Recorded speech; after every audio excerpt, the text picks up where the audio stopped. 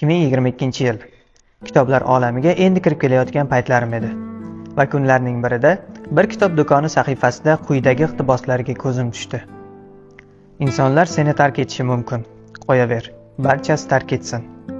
Inson dunyodan uzoqlashgani sari Allohga yaqinlashadi. Uning marhamati bois takroran dunyoga ko'z ochadi. Kimdir qalbingni og'ritsa ham chekma.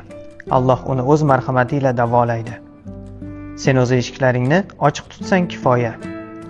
Sen ko'z yoshlaringni o'z qo'llaring bilan artar ekansan, malaklar yelkangni silaydi va shunday deydi: qayg'urma, Haq taolo haqqingni oxiratda o'zi beradi. Shunday ekan, menga Alloh kifoya deb ayt. Ha, bu taxmin qilib ulgurganingiz menga Alloh kifoya kitobi edi. Bu kitobni o'qib tugatgach, qalbimdan chuqur joy egalladi. Chunki aynan o'sha damda mening bu kitobda yozilgan so'zlarga ehtiyojim bor edi.